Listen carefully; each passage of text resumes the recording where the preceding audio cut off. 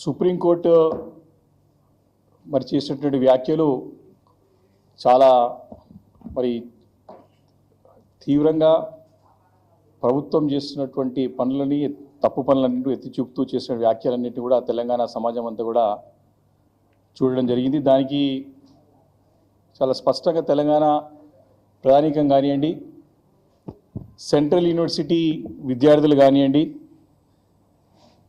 అదేవిధంగా అక్కడ central university Hyderabad central university ప్రొఫెసర్లు చేసినటువంటి ఆందోళనలు, మరి పర్యావరణ ప్రేమికులు చేసినటువంటి నిరసనలు, తెలంగాణ మరి అదేవిధంగా హైదరాబాద్ సెంట్రల్ యూనివర్సిటీ విద్యార్థులు చేసినటువంటి పోరాటాల ఫలితంగా మరి నేను చేసినటువంటి హైకోర్టు సుప్రీంకోర్టు చేసినటువంటి తీర్పుని మరి ప్రజలందరూ కూడా స్వాగతిస్తూ ఉన్నారు.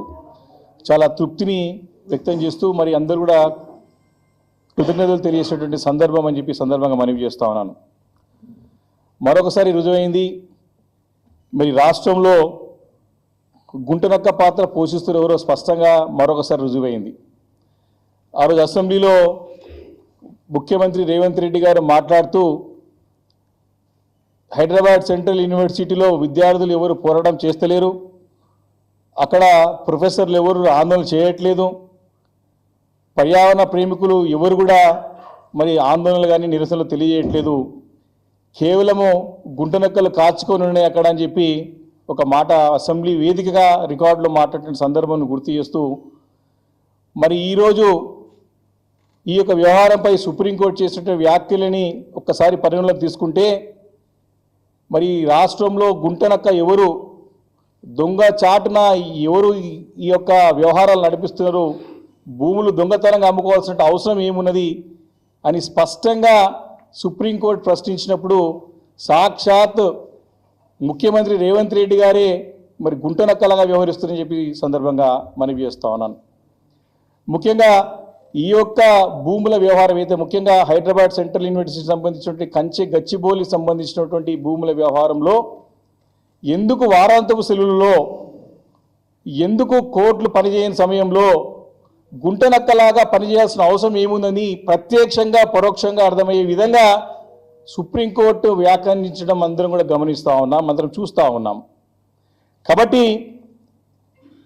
కేవలం ఒక 10,000 కోట్ల రూపాయలకి కక్కుర్తి పడి మరి ఏ రకంగా దాన్ని సాధించాలనేటువంటి ఉద్దేశంతో మరి పర్యావరణ విధ్వంసానికి పాల్పడ్డటువంటి ముఖ్యమంత్రి రేవంత్ రెడ్డి గారు మళ్ళొకసారి ఏ రకంగా దొంగలాగా దొరికిపోయినాడో స్పష్టంగా మనకు అందరికీ అర్థమవుతా ఉన్నది. ఎన్నిసార్లు కోర్టులు ముట్టకాయలు వేసినా తన బుద్ధి మార్చుకోవడం లేదు, న్యాయస్థానం ఎన్నిసార్లు గడ్డిపెట్టినా ఈ ముఖ్యమంత్రి రేవంత్ రెడ్డి గారిలో మార్పు రావడం లేదు. కాబట్టి కేవలం ఆయన యొక్క రాజకీయ స్వార్థం కోసానికి ఏ రకంగానైతే ప్రజలను తప్పుదారి పట్టించి మోసం చేసినాడో ఇప్పుడు కోర్టులను కూడా తప్పుదో పట్టించే ప్రయత్నం చేస్తే కోర్టులు చెంపదెబ్బ లాంటి యొక్క తీర్పులను కానివ్వండి వ్యాఖ్యలు చేయడం చూస్తూ ఉంటే మరి ముఖ్యమంత్రి యొక్క వ్యవహారం వారి మానసిక స్థితి ఏ రకంగా ఉందో స్పష్టంగా అర్థమవుతా ఉన్నది. అంటే వారు గతంలో చాలా సందర్భాల్లో మరి చూసినాం, వారి సందర్భం లేకుండా అసందర్భంగా మాట్లాడినటువంటి వ్యాఖ్యలు కానివ్వండి, వారు చేసినటువంటి తీవ్ర ఆరోపణలు కానివ్వండి, గత ప్రభుత్వం గురించి పదే నిందలు మోపేయడం కానివ్వండి, వారి పని చేయడం చేత కాక తన యొక్క అసమర్థతతోని, తన యొక్క అనలసిత నిర్ణయాలతోని, తన యొక్క అవినీతి రహిత్యంతో తీసుకునే నిర్ణయాలన్నీ కూడా రాష్ట్రానికి శాపంగా మారిని, తెలంగాణ రాష్ట్రానికి శాపంగా మారిని పదే మేము చెబుతూ వస్తున్న సంగతిని గుర్తు చేస్తా ఉన్నాను. కాబట్టి కంచె గచ్చిబౌలి విషయంలో చాలా స్పష్టంగా సుప్రీంకోర్టు మరి ఈ యొక్క అడవిని పునరుద్ధరిస్తారా లేకపోతే జైల్లోకి వెళతారని ప్రత్యక్షంగా అధికారులని మరి హెచ్చరించడం చూస్తూ ఉంటే మరి ముఖ్యమంత్రి గారు మాటలు పట్టుకొని పోతే కుక్కతోగ పట్టుకొని గోదావరి ఈదినట్టే ఈ అధికారుల పరిస్థితి. అందుకే ముఖ్యమంత్రి తీసుకునే నిర్ణయాలని జాగ్రత్తగా పరిశీలించి మరి మీరు నిర్ణయం తీసుకొని ముందుకు పోతే మీకు బాగుంటుంది తప్ప ఏ రకంగానైతే తెలంగాణ రాష్ట్రం పరువు ఇప్పటికే మంట కలిపినని ముఖ్యమంత్రి గారు ఇంకా రాబోయే రోజుల్లో కూడా ఇదే రకంగా వివరిస్తే మాత్రం చాలా తీవ్రమైనటువంటి మరి అభాసుపాలు కావడం కాదు, అధికారులు జైల్లో పోవడం ఖాయమని చెప్పి ఈ సందర్భంగా నేను మనవి చేస్తా ఉన్నాను. అయితే మొన్న సెంట్రల్ ఎంపవర్మెంట్ కమిటీ కూడా తమ యొక్క తుది నివేదికలో చాలా కీలకమైన అంశాలని విషయాలను వెల్లడించడం జరిగింది. తప్పకుండా ఆ విషయంలో అందరూ కూడా ప్రజలకు తెలియాల్సిన అవసరం ఉన్నది. తప్పకుండా యొక్క గచ్చిబౌలి 400 ఎకరాల స్థలం ఏదైతున్నదో అది క్లియర్గా క్యారెక్టరిస్టిక్స్ ఆఫ్ ఫారెస్ట్ ఉంది అని చెప్పి స్పష్టంగా ఈ 400 ఎకరాల్లో అటవీకి సంబంధించినటువంటి యొక్క మరి ఆ యొక్క క్యారెక్టరిస్టిక్స్ ఆ స్థలానికి ఉన్నాయి అని చెప్పి స్పష్టంగా చేయడం జరిగింది. కాబట్టి ఏదైతే వైల్డ్ లైఫ్ ప్రొటెక్షన్ యాక్ట్ 1972 ప్రకారం ఈ 400 ఎకరాల భూమి డీమ్డ్ ఫారెస్ట్గా ఖచ్చితంగా ప్రకటించాలని ఈ యొక్క సెంట్రల్ ఎంపవర్మెంట్ కమిటీ సిఫార్సు చేసే సంగతి తెలంగాణ సమాజం అంతా కూడా మరి గమనించాల్సిన అవసరం ఉందని చెప్పి ఈ సందర్భంగా మనవి చేస్తా ఉన్నాను. కాబట్టి రాత్రికి రాత్రి మరి దగ్గర 400 ఎకరాల పైన ఈ అడవిని ఖతం చేసి మొత్తం కూడా సాఫ్ చేయించి వందల కొద్ది బుల్డోజర్లతోని డజన్ల కొద్ది బుల్డోజర్లతోని మరి ఈ యొక్క అరాచకత్వాన్ని ప్రభుత్వం ఏ రకంగా ప్రదర్శించిందో మనందరం కూడా కళ్ళారా చూసాం.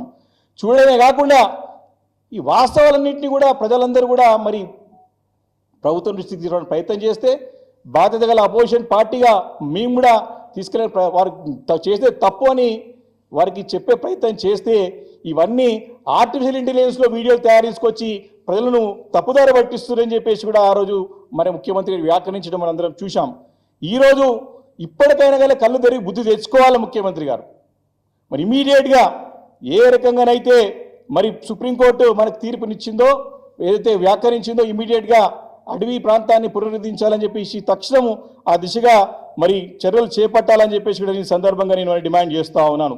కాబట్టి ఇదే కాకుండా కేవలము పర్యావరణ విధ్వంసమే కాదు, దీంట్లో పెద్ద ఎత్తున మరి ఒక ఆర్థిక లావాదేవీల పైన కూడా అనుమానాన్ని వ్యక్తం చేసేటువంటి ఈ సందర్భంగా నేను మనవి చేస్తూ ఉన్నాను. దాంట్లో చాలా క్లియర్గా ఈ భూముల్లో చేసినటువంటి లావాదేవీలు ఏవైతే ఉన్నాయో 10,000 కోట్ల రూపాయలకు సంబంధించినటువంటి భూమిని ఏ రకంగా అమ్మడానికి ప్రయత్నం చేశారు, ఈ భూమిని 10,000 కోట్ల రూపాయలని యొక్క రుణాలు సేకరించడానికి సుమారు 170 కోట్ల రూపాయలు తన ప్రైవేట్ సంస్థలకి తన జేబు సంస్థలకి మరి బ్రోకర్లకి ఇచ్చి ఈ డబ్బులు తీసుకున్నారంటే ఇది అంతా కూడా తప్పు చేశారు. ఇదే ఒక సాధికారిక కమిటీ ఏదైతున్నదో సెంట్రల్ ఎంపవర్మెంట్ కమిటీ ఉన్నదో మరి ఈ 4 ఎకరాల భూమిని తాకట్టు పెట్టినటువంటి వ్యవహారం వారు సేకరించినటువంటి మరి యొక్క నిధులని తప్పుపడుతూ ఇవన్నీ కూడా పొటెన్షియల్ ఫైనాన్షియల్ ఇంప్రాపరిటీగా వారు దీన్ని అంశాన్ని మరి నివేదికలో పొందుపరిచిన సంగతి మనవి చేస్తా ఉన్నాను. అంటే ఈ మొత్తం వ్యవహారంలో స్పష్టంగా ఇండిపెండెంట్ బాడీతోని మరి దీంట్లో ఎంక్వైరీ జరగాల అని కూడా ప్రస్తావించింది. అంటే ఇండిపెండెంట్ స్వతంత్ర దర్యాప్తు జరగాల్సిన అవసరం ఉన్నది. ఈ 10,000 కోట్ల రూపాయల లావాదేవీల్లో దర్యాప్తు జరగాల్సిన అవసరం ఉన్నది ఖచ్చితంగా అని ఈ యొక్క సెంట్రల్ ఎంపవర్మెంట్ కమిటీ అభిప్రాయపడే సంగతి ఈ సందర్భంగా మనవి చేస్తా ఉన్నాను. కాబట్టి సుప్రీంకోర్టు చాలా క్లియర్గా అంటే చాలా స్పష్టంగా తెలియజేసింది.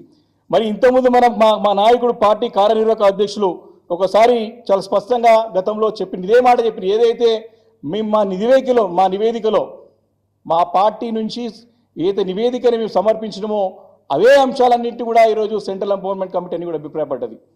ఏదైతే హైదరాబాద్ సెంట్రల్ యూనివర్సిటీ విద్యార్థులు ప్రొఫెసర్స్ పర్యావరణ ప్రేమికులు అందరూ కూడా లిఖితపూర్వక ఇచ్చినటువంటి అంశాలను కూడా పరిగణలోకి తీసుకొని ఈరోజు సెంట్రల్ ఎంపవర్మెంట్ కమిటీ ఇచ్చినటువంటి మరి ఆ ఒక నివేదికని మేము నిజంగా చాలా సంతోషంగా స్వాగతిస్తూ ఉన్నాం. వారికి తెలంగాణ సమాజం నుంచి కూడా ధన్యవాదాలు తెలియజేస్తూ ఉన్నాం. సుప్రీంకోర్టు చేసినటువంటి వ్యాఖ్యలను కూడా మేము సంతృప్తిగా ధన్యవాదాలు తెలియజేస్తూ ఉన్నాం. కానీ ఈ ప్రభుత్వం ముద్దు నిద్ర మాని తన యొక్క మరేమంటారంటే అరాచకత్వాన్ని తన యొక్క సంకుచిత ఆలోచనని మానుకొని మరి బ్రాడ్ మైండ్గా వచ్చి ఈ యొక్క అడవిని పునరుద్ధరించాల్సిన అవసరం ఉందని చెప్పేసి కూడా సందర్భంగా మేము చేస్తూ ఉన్నాను. కాబట్టి ఇట్లా కోట్ల రూపాయల కమిషన్ల కోసం కక్కుర్తి పడి మరి ఈ రకంగా భూములని మరి అప్పయ్యే ప్రయత్నం గతంలో కూడా చేస్తున్న సంగతి చూస్తూ ఉన్నాం. మరి గతంలో మా పార్టీ కార్యనిర్వాహక అధ్యక్షులు కేటీఆర్ గారు ఒక అంశాన్ని చాలా స్పష్టంగా తెలియజేశారు. సల్మాన్ ఖాన్ అనే హీరో ఒక్క జింకని మరి ఆ రోజు హంట్ చేసి చంపితేనే మరి ఆయన దగ్గర కొన్ని సంవత్సరాలు కొన్ని రోజులు జైల్లో పెట్టారు. మరి ఇన్ని జీవరాశులను మృతికి కారణమైనటువంటి ఈ రేవంత్ రెడ్డి ముఖ్యమంత్రిపై ఎందుకు కేసు పెట్టరు, ఎన్ని సంవత్సరాలు జైలుకి పోవాలి అని సందర్భంగా ప్రశ్నిస్తా ఉన్నాను. ఇదే ఒక సెంట్రల్ ఎంపవర్మెంట్ కమిటీని నేను కోరుతా ఉన్నాను మా పార్టీ తరఫున. ఖచ్చితంగా మీరు ఎట్లయితే వైల్డ్ లైఫ్ ప్రొటెక్షన్ యాక్ట్ 1972 ప్రకారం ఈ యొక్క కంచే గచ్చి భూమి స్థలాలన్నింటి 400 ఎకరాల్లో ఎట్లయితే అటవీ ప్రాంతాన్ని పునరుద్ధరించాలని కోరుతున్నారో ఇదే వైల్డ్ లైఫ్ ప్రొటెక్షన్ యాక్ట్ 1972 ప్రకారం ఈ ముఖ్యమంత్రి రేవంత్ రెడ్డి పైన కేసు పెట్టాలని చెప్పేసి కూడా ఈ సందర్భంగా నేను డిమాండ్ చేస్తూ ఉన్నాను. కాబట్టి అనేక చట్టాలు ఉన్నాయి. వాల్టా చట్టం కానివ్వండి, అదేవిధంగా 1996లో సుప్రీంకోర్టులో ఇచ్చినటువంటి గోవర్మాన్ జడ్జిమెంట్ కానివ్వండి, అదేవిధంగా ఈ ఒక వన్యప్రాణి సంరక్షణ చట్టం వంటి యొక్క అన్ని చట్టాలను ఉల్లంఘించినటువంటి ముఖ్యమంత్రి గారి పైన తప్పకుండా చట్టరీత్యా మరి చర్య తీసుకోవాలి, కేసులు పెట్టాలని చెప్పేసి సందర్భంగా మనవి చేస్తా ఉన్నాను. ఈ రకంగా మరి ఆర్థిక లావాదేవీలకు సంబంధించినట్టు కూడా ఈ యొక్క తను జేవు సంస్థగా బ్రోకర్ సంస్థగా ఏర్పాటు చేసుకున్నటువంటి ట్రస్ట్ ఇన్వెస్ట్మెంట్ అడ్వైజర్స్ దగ్గర 37 ఆర్థిక సంస్థలకు తప్పుదో పట్టించి ఈ యొక్క 10,000 కోట్ల రుణాలని ఇప్పించిన సంగతి మనందరం కూడా గమనించాల్సిన అవసరం ఉన్నది. కాబట్టి దీనిపైన ఈ మొత్తం ఆర్థిక అవకతవకల పైన ఎంక్వైరీ చేయమని చెప్పేసి గతంలో మా పార్టీ తరఫున సిబిఐ కానివ్వండి, సెబీ కానివ్వండి, అదేవిధంగా ఆర్బీఐ కానివ్వండి లిఖిత పూర్వకంగా మా పార్టీ తరఫున కేటీఆర్ గారు సంప్రదించిన వారికి లిఖిత పూర్వకంగా కంప్లైంట్ చేయడం జరిగింది. అందుకే ఈ మొత్తం 10,000 కోట్ల రూపాయల స్కామ్లో ముఖ్యమంత్రి రేవంత్ రెడ్డి గారితో పాటు కీలకమైన ఒక బీజేపీ ఎంపీ పాత్ర కూడా ఉంది. కాబట్టే కేంద్ర సంస్థలు స్పందిస్తలేవు, దీనిపైన దర్యాప్తు చేయట్లేదు, దీనిపై దర్యాప్తు చేయమని చెప్పి కూడా సందర్భంగా మనవి చేస్తా ఉన్నాను. చివరిగా ఈ యొక్క మొత్తం అంశం పైన మేము చాలా పారదర్శకంగా ఉన్నాం. గతంలో మా పార్టీ కేసీఆర్ గారి నాయకత్వంలో తెలంగాణ రాష్ట్రాన్ని అనేక రకాలుగా అనేక రంగాల్లో అభివృద్ధి చేసినటువంటి చరిత్ర మా పార్టీకి మా నాయకత్వంకి ఉన్నది. కేసీఆర్ గారి నాయకత్వంలో అటు అభివృద్ధితో పాటు పర్యావరణ పరిరక్షణ కూడా మేము బాటలు వేసి పర్యావరణాన్ని కాపాడడంలో హరితహారం లాంటి చక్కటి గ్రీన్ ఇనిషియేటివ్ని తీసుకొని గ్రీన్ కవర్ని పెంచి మరి హైదరాబాద్ నగరాన్ని తెలంగాణ రాష్ట్రాన్ని ప్రపంచంలోనే ఒక ఆదర్శంతో రాష్ట్రంగా తీర్చిదిద్దిన ఘనత మాకున్నది.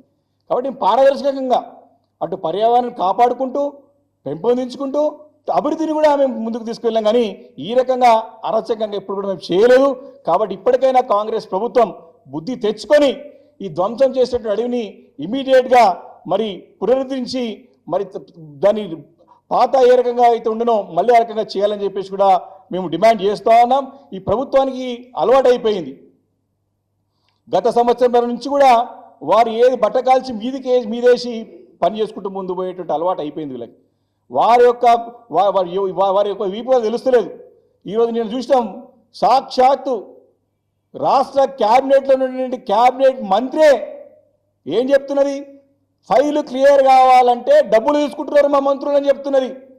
మా ముఖ్యమంత్రి అని చెప్పలేదు. అంతేగా అంటే ఒక క్యాబినెట్ మినిస్టర్ క్లియర్గా ఏం చెప్తుంది, మేము డబ్బుల గురించే పనిచేస్తున్న మా మంత్రులంతా. అంటే ఈ యొక్క గచ్చిబౌలి యొక్క స్థలాల యొక్క కుంభకోణం 10,000 కోట్ల రూపాయల కుంభకోణం, ఖచ్చితంగా దీంట్లో 170 కోట్ల రూపాయలు చేతులు మారడం, ఇవన్నీ చూస్తూ ఉంటే ఈ ప్రభుత్వం కేవలం కమిషన్ల గురించి డబ్బుల కోసమే పనిచేస్తుందని చెప్పేసి సాక్షాత్తు క్యాబినెట్లో ఉన్నటువంటి వారు మంత్రి కొండా సురేఖ గారు చేసినటువంటి స్టేట్మెంట్ చూస్తూ ఉంటే వీటన్నిటి కూడా బలం చేకూరుతూ ఉంది.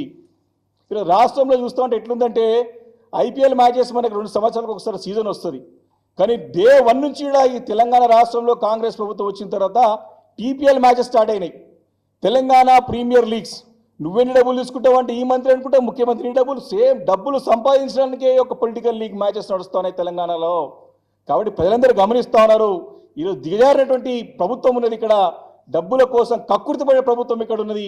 కాబట్టి ఇవన్నీ కూడా ప్రజలు గమనించాలని చెప్పేసి కూడా కోరుకుంటూ డిమాండ్ చేస్తూ మేము తప్పకుండా ప్రజల పక్షాన ఉండి ఈ భూముల పరిరక్షణకై తప్పకుండా పోరాటం చేస్తామని చెప్పేసి కూడా సందర్భంగా మనం చేస్తా ఉన్నాను.